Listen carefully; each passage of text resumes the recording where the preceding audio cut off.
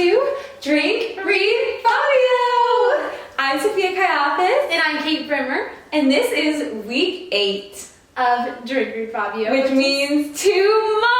Wow! We did it! I'm so proud of us. We are having a lot of fun doing this, and I hope you guys are having fun listening to this. Yes.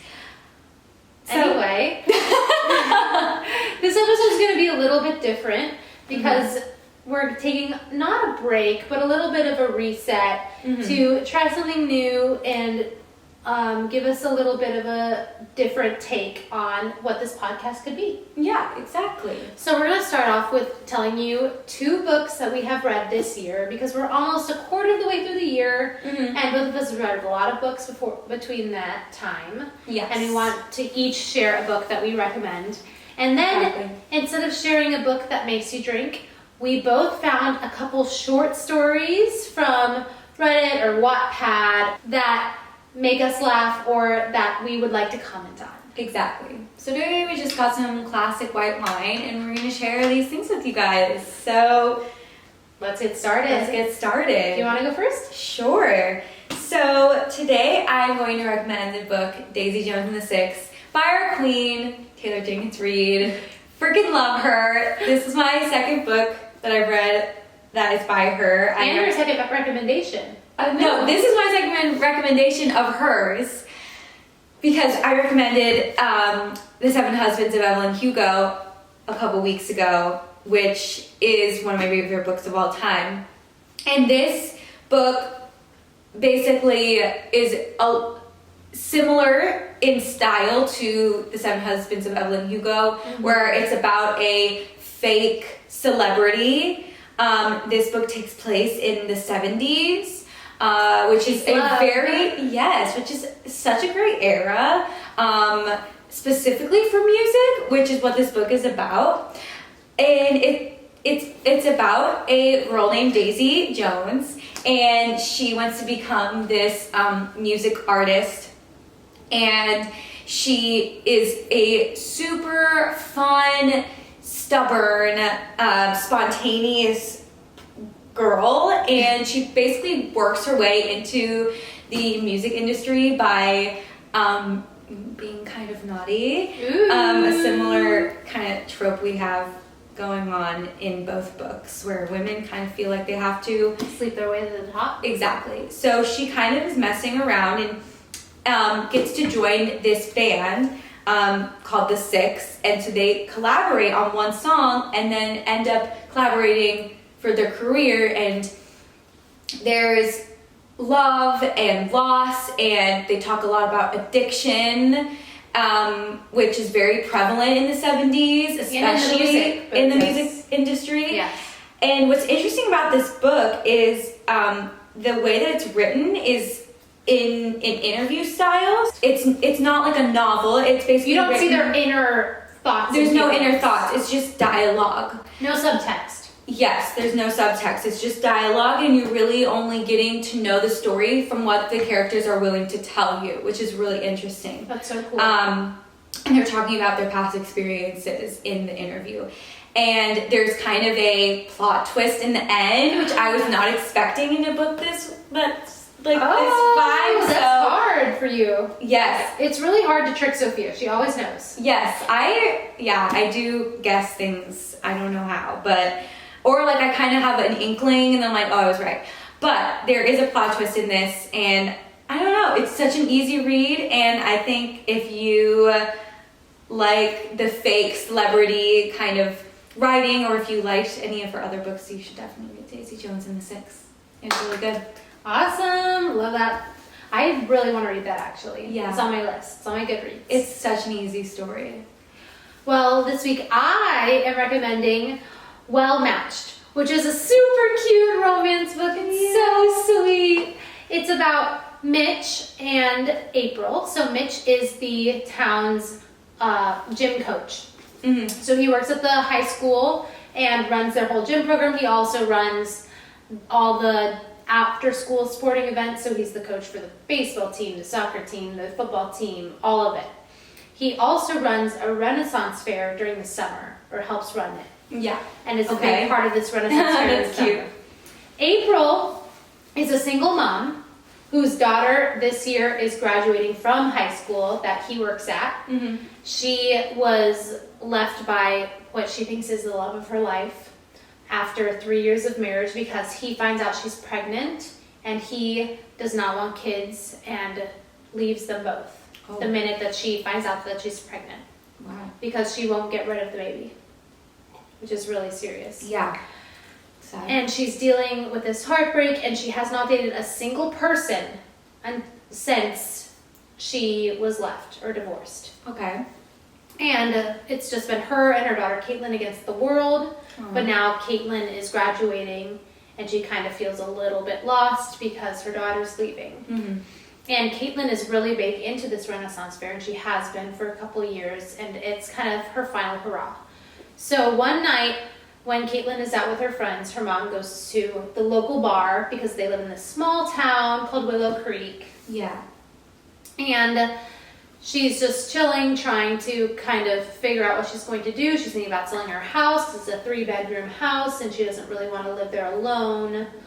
And a guy starts kind of creeping on her and trying to flirt with her that she's really not feeling it. He's not catching any of the signs. So her friend Mitch, that she's known for her whole life, basically, that she's lived there, comes in and pretends to be her boyfriend so this guy will get away. Yeah. And he says, in return, I need you to help me because my family doesn't take me serious anymore. Yeah. And I want you to play my fake girlfriend at our family reunion. I love fake relationships.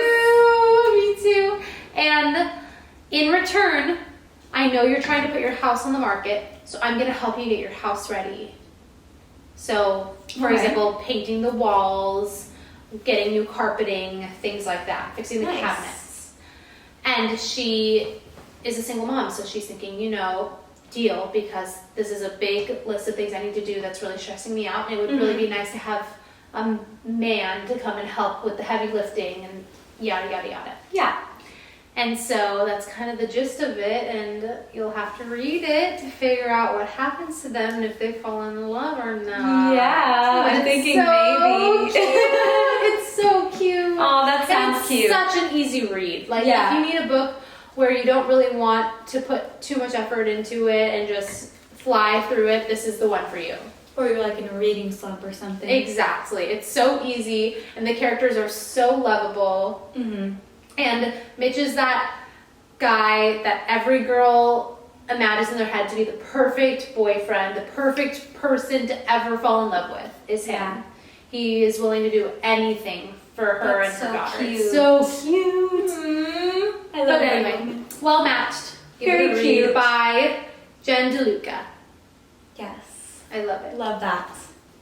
I do have to before we start, I do have to give a disclaimer about Daisy Jones and the Six, because it does talk about addiction and abuse. And just a trigger warning, if you are going to pick up that book, that there are topics about that. So, do you want to go first? Sure, I'll start with my first story. Okay, so this is my main story of the night. I found this on Wattpad. And as we know, Wattpad is the place for fanfics. Yes. Your girl loves Harry Potter. Oh, I'm so ready. So, if you guys haven't seen it on TikTok, there's like a whole thing about Draco Malfoy. Yeah. But we're not going to talk about Draco Malfoy. Oh. This is called Fake Dating Hermione Granger. Oh. Okay, by Emma Watson is My Life. That's their username. Emma Watson is My Life. So, I never read Wattpad stories when I was younger, but I'm assuming this is a common thing that they do in the stories. Could not be me. Honestly, after reading these, I'm like, why didn't I read these when I was younger? Because I would have loved them. Anyway, I don't know if I knew it was a thing, but I'm guessing this is a common thing, is that they write the stories, and instead of giving the reader, like the point of view, a character, they say you put your name into the song. So it reads as though it's like, you went here and this person came to you. So this is one of those stories. Love it. So Hermione Granger's talking to you. Oh. Yes, Hermione. Okay, so this was a short. Are you gonna use your name? Sure, I can use my name. It's Sophia's story. It's my story with Hermione Granger. Okay. Sophia goes to the library. She always goes to the library because she knows Hermione's gonna be there. And Hermione's like, calls her over, and I say, "Hey, Hermione." Hermione? No one calls her that in the story, and I'm like, oh no, that's such a bad nickname. Anyway, she tells her that she has a crush on Ron Weasley, of course, but she doesn't know if he likes her back. She's like, how can I find out if he likes me back? And then I'm like, maybe you can try to make him jealous. And Hermione says, okay, then fake date me. We love this. And I say, fine. Just don't fall in love with me, she jokes. And then Hermione leaves, and Sophia says, too late. So she has a huge crush on Hermione. Hermione doesn't know, and they're friends. And she asks her to fake date her, and she's like, okay. But she can't let Hermione know. So it's the next day. Hermione comes up and suggests they practice kissing. So to look natural when they do it in public. Yes. So they go up to Hermione's dorm and practice kissing. She kisses Sophia once, and Sophia thinks she tasted like the cherry lollipop I bought her earlier at Honeyduke's.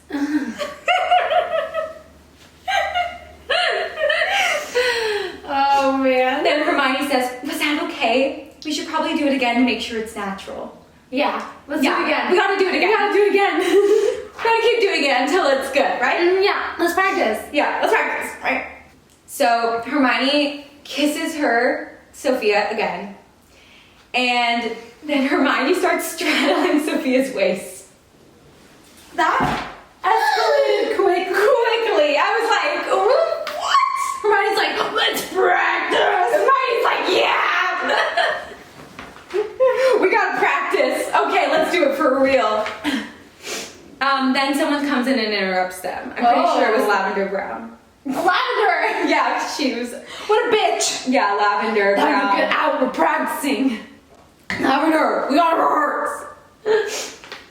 So now they're starting to fake their relationship in front of everyone. But also, they go make out in Hermione's dorm room like every night. To practice. To practice. Yeah. Right, it's just making out. We're practicing. It's Hermione even drags her into a broom cupboard to make out one time at school. And at school? Yes. And like Hermione. And like Sophia is like, oh my gosh, Hermione never breaks the rules. She's such a rule follower, but she breaks the rules for me. To make out with me. To practice for Ron. Ron. To practice for Ron. Then they go to a party after the Quidditch game. Quidditch. And Hermione's off talking to Ron or something. And Sophia makes friends with this girl named Sarah, and then they start dancing together. Oh. Hermione is jealous. And then they stop talking for a while. But they're fake dating. Yeah, but they're fake dating. Why are you upset? Eventually they make up, and Hermione comes to sit with them at the lunch table. And Sarah, the girl, is now friends with all of them. Oh, that's good. Yeah.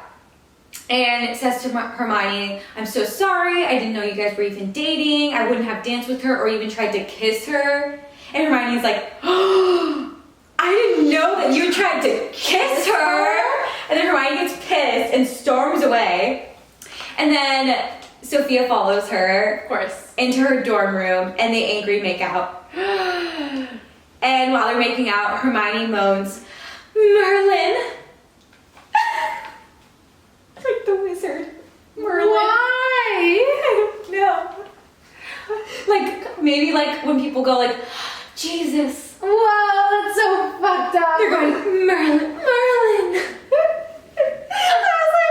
Oh, no. And then they're taking off their shirts. Oh. Her roommates come in, walk in on them, and it has to stop. But they're dating, so it's like, okay, they're just kind of like, oh, whoa, sorry guys. But Okay. still. Now Hermione stops caring about caring. I'm gonna restate that. Now Hermione stops caring about trying to make Ron jealous, and she kind of is just like, I want to be around Sophia more. Because I like her. Sophia! I know. I've seduced Hermione. You're so bad. I'm so bad. But then that ends quickly because Hermione starts being weird around Sophia, and Sophia's walking the hallway and finds her kissing Ron in the hallway. What? Yeah. And she's like, so upset. And she's like, what the heck? I thought she liked me. But she was just playing me this whole time. And now she's all over Ron, and she's not talking to Sophia anymore. And that's a switch. Yeah. And so she's like, okay, well, I guess we're not really together anymore. And then later, Sophia finds out that Ron slipped Hermione a love potion. Of course. And she's like, I didn't want to do it. He slipped me a love potion, blah, blah, blah. And Hermione's like, I was in love with you. And he was jealous. And then Sophia tells her that she's in love with her. Aww. And then Hermione and Sophia start dating for real. Aww. The end. The end. Yeah. There's some sexy moments in there, though. I was like, okay. This is a little weird because Hermione, to me in my head, like not Emma Watson, but Hermione specifically, seems like a child to me. So it was just weird to be like, oh. Was it meant to be a lesbian story? I think so. Okay. Yeah. I'm into that. I'm into that too. I'm not mad about it. No. So I'm not mad about Hermione falling in love with a woman. Me neither. Yeah. So there you go. Love it. So fun. So fun. So I found my stories from Relationship Advice, which is a subreddit on Reddit. Okay. And I want us to kind of try to give them advice Okay. as we read. Oh, that's funny. Okay, let's do it. So, hello everyone. I'm a 27-year-old female. I have a husband who is 32 male. We've been married for 4 years, and I think he's cheating on me, and I'm going to talk to him when he comes home, and I'm nervous, so I'm here. I think he's cheating with a woman down the street. I know. Oh, no. I've noticed them getting closer for a while, even though I never actually see them together. When I asked him about it, he said, oh, we run into each other sometimes and catch up. We both have Life 360 on our phones. Not for any particular reason, just safety really, since we used to live in a pretty bad area. And about a month ago, he switched it so that a lot of the times he's in a bubble, so it gives an approximate location for him, not an exact. When I asked him why, he just says he doesn't know why or how it does it. We had a block party over the weekend, and I walked into the kitchen to find him standing very close, and his hand was in her hair. When I asked him about it later, he said, oh, I thought she had a bug in her hair. What? He keeps getting up in the middle of the night to go make phone calls. Weird. When I ask him about it, he says he can't sleep, and he's playing games, and that he's just talking to himself. What? Yeah. That's not Sounds sketch, right? Why? I feel like even if he's not cheating, he's still not being honest, and I just want him to tell me the truth. But I'm nervous, and I don't know what to do, so I'm looking for any advice. Okay. I mean, I think he is cheating. I think he's cheating. Or in some way. Yeah. Maybe he's not like acting upon it. It seems like he is, but even if he's not acting upon it, he somehow is emotionally attracted to this other woman. It depends on their relationship. Yeah, I'm pulling it up right now. Because personally, I think I would talk to them first. Yeah. And if they weren't honest with me straight up, yeah, then I would be snoopy. But I wouldn't just like invade their privacy to find something out without asking them first. Because I want to allow them to be honest with me first before I just like invade their private. Exactly. You'd rather just ask them. Yeah. Say, hey, I have noticed these things happening, and I know, and the thing that makes me more upset is that she did come to him saying, hey, I literally saw you in the kitchen with your hand in her hair, and all he says is, oh, there was a bug in her hair, and nothing was happening, I promise. Yeah, so she kind of already has brought it up. Yes, she's already brought it up. What's the best? I mean, she knows phone password because I know my boyfriend's phone password. So I would think she would know her husband's phone password. Probably. Unless he is if changing he's it or and being changed sneaky. it. I mean, Yeah. he's changing his 360 on his phone. Yeah, I don't know. I feel like it's just so the best thing to do is just approach and be like, hey, open your phone. Yeah. I need you to be honest with me. I need to know 100%. Like catch him off guard, kind of.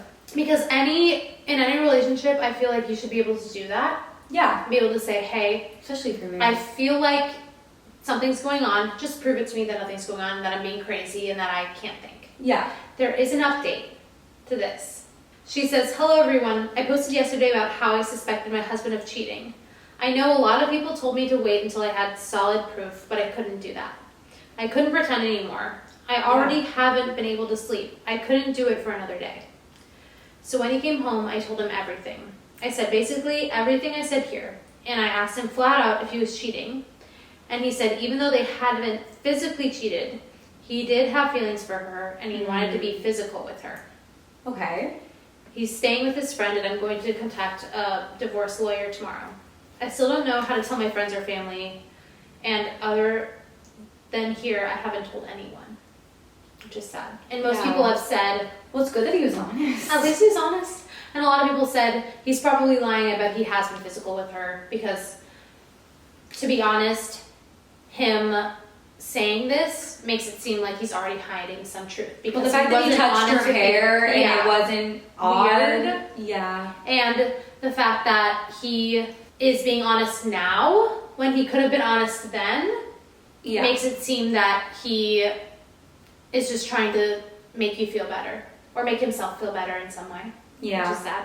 I'm glad that she at least was able to approach him and get the truth in some way, and instead of trying to work things out was like, nope, we're done. Yeah. But if you were to lie, what would you suggest? If he was to lie and say, no, you're crazy, what are you doing? Yeah. I'd probably, honestly, if I was in a relationship, I'd probably believe him, which sucks. Yeah. I think in my personal opinion, I'd say, I do believe you, and I do understand that you're allowed to have friends that are girls, but because of the things I've walked into and because of what I've noticed, I need to be there whenever you're hanging out with her. I don't care if you hang out with her, if you want to spend time with her, but I need to be there. I agree. Is that what you'd say, probably? Yeah, I think I would try my best to believe them, but I'd say, all these things about like the Life 360 and him going and talking at night, I would say, even if I'm asleep, because these things I've heard you in the night and it worries me, can you just tell me what you're doing, even if I'm asleep? Because I just need that validation that you're not doing something that I don't know about, and I just want I don't want you to be sneaking around me because we're married and we're supposed to have that close connection. And if you can't sleep, then please come to me and ask for my help. Instead of going elsewhere. Instead of trying to figure it out on your own. Yeah. And then if it still continues, I would probably, I don't know, talk to him again. If he lies again, then I would snoop. Yeah.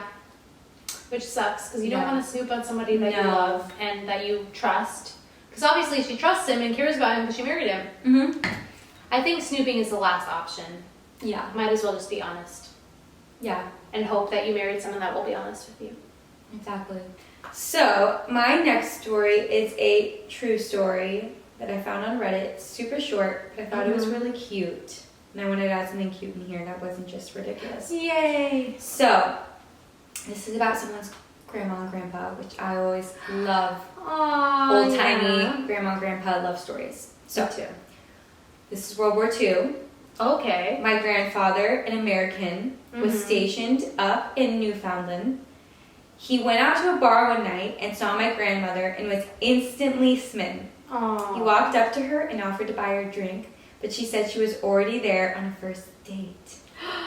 Apparently, the guy walked up to my grandfather and told him to fuck off. My grandfather punched him in the face and knocked him out. Aww, that's so cute. I know. I thought it was like, that's a little much to punch him in the face, but like, he was like, I know that's my girl. Get away. No way, I don't care. I thought that was cute though. That's Like, so cute. He's in a country he's not from, and he's like, that's the girl. That's mine. He knew it and they got married. Okay, here's my next one. It's from the same thread. Mm-hmm. So, Alice and I met in college and we've been part of the same friend group since. At the beginning of COVID, Alice gave birth, and the father didn't want anything to do with the baby, and she lost her job. I know. Isn't that rough? Yeah, it's very rough. Alice and I worked, before she got fired, at the same company, and we lived close to each other, so I offered her a place to stay until she got back on her feet. Good. Note that I would have done the same if Alice was a guy. I didn't want to do this as a way of trying to get into her pants. He just wanted to be a good friend. Okay. I've spent a lot of time with Alice and her baby, whom I will refer to as Ella. We do a lot of things together that people perceive as couples activities, so much so that people in our friend group are wondering if we are an actual couple or not. For example, Alice and I spent a lot of time together over lockdown, and we became best friends, just talking for hours on end. We watched movies late at night after Ella was asleep. I loved reading books to Ella, and her first words were Dad as she pointed to me. I know. Alice and I shared a bed since COVID hit, and we've recently started spooning, but we don't have sex, so I think it's platonic. Oh. This Valentine's Day, we watched a few rom-coms and snuggled with each other. Mm-hmm. About October or November of last year, things changed. You can perceive someone as attractive, but not be attracted to them. I honestly don't know what happened, but I think I started having a crush on Alice. I feel like I'm back in high school again. I don't know what to do with these feelings. Alice got a new job a few months ago, and she's probably about to move out. She also told me there's this guy she likes, but doesn't know how to express herself. She then asked me how I, as a guy, would want to be asked out. My heart just sank, and I tried to just shrug it off and give a half-hearted answer. I want to tell her, but I'm worried it will permanently ruin the friendship. What would you do? Okay. This is my thinking. So if it's like a rom-com, then the boy is him. That always happens with the rom-coms. She's like, what do I do? What do you think? What do you think I should do? Wink, wink. Wink, wink. Because I How like should you. I ask him out? Realistically, if this is a real story. If it wasn't about him, and it was about another guy, I would say that he needs to tell her immediately before she gets too involved with this other guy. Mm-hmm. Because by the time when she does, it's going to be too late. Here's what I think as a female. I'm not going to spoon with the guy and sleep in the same bed as him if I don't have a crush on him. I'm going to be sleeping on the couch. Wow. I'm going to be sleeping anywhere else. Sometimes girls just like the comfort of that, and they don't particularly want to date that person. They just like the Yeah, I can't relate. comfort. I mean, I can. Okay. But I think I could still like that person. Yeah, I mean, it's been months. Yeah. So maybe it is about him, but I think he should tell her as soon as possible, You because should be honest. if it's not about him, then Mm-hmm. she's going to start dating this guy, and it's going to be too late because he can't tell her when she's actually in a relationship. Yeah, So that would be kind of a dick move. it would be a different. But it's also like, how is she going to be in a relationship with another guy when she's living with this guy? And sleeping in the same bed as him. Yeah. So I feel like it's about him. I don't know. Well, this is the update. Oh, There's no. an update. A lot has happened, to say the least. The day I posted my last thread, after Ella was in her crib, I decided to confess my feelings to Alice. I wrote a whole thought-out speech of what I was going to say and completely derailed about 2 sentences into an incoherent, rambling mess. Me. Relatable. Yeah. Alice just stared at me. I thought I messed up right then and there. Then she said, finally, and she kissed me. brain stopped and went all the way to cloud 9. Yay! We started making out, things got more heated, and we acted on our mutual feelings. Oh, yes. Afterwards, I asked her about the guy she wanted to ask out. The conversation went like this. You're the guy I wanted to ask out, dummy. I knew it. I was like, this is a rom-com. Why did you think I asked you how you would want to be asked out? Yeah, exactly. Oh, was his answer. They've been living together and spooning together. You know. She could have just been honest. I too. know. But maybe she thought it would ruin everything Yeah. if he didn't feel the same. Exactly, and she's kind of the one stuck in a weird position because Yeah, because she she has nowhere else to go. Yeah. And she has the baby. Yeah. She started listing out all the hints she tried to give me over the past year, but my caveman brain ignored. Who just laughed at my stupidity. It's been an amazing month and a half, and in the following weeks we tried to get together as much as we could, but stopped when she seemed to come down with the flu a few days ago. She took the COVID test. Thankfully, it came back negative. Okay. But the pregnancy test that she took came back positive. She cautiously asked me what I wanted to do with it. I told her that I would support her either way. I tried to contain my excitement because I didn't want to bias her answer into keeping it. She said she wanted to keep it. I hugged her and said that I would be with her every step of the way. Oh, this is like a movie. I know, and yeah, that's really it. So now we're gonna have a baby, and they're happy. That's really And- cute. That sounds like a romance movie. I know. Or a book. Isn't that so sweet? That's really cute. Thank you for sharing it with Reddit. So I hope you guys enjoyed those. If you enjoyed those a lot, let us know and maybe we'll do more of these once a month or something like Yeah. that. Or if you guys have stories that you want to share with us and we can read them out loud anonymously, or questions that you guys, like advice you guys need at the We're here end, for you. we'd love to share our thoughts on your issues. Yes, tell us our Because we have issues. plenty. Yes. Yes. We do. Okay. I promise I'm in therapy. Yeah, we're both in therapy. Anyway, cheers to that. Cheers to therapy, everyone. Cheers. Yes. And we love you guys. Yes. And send us any stories you have.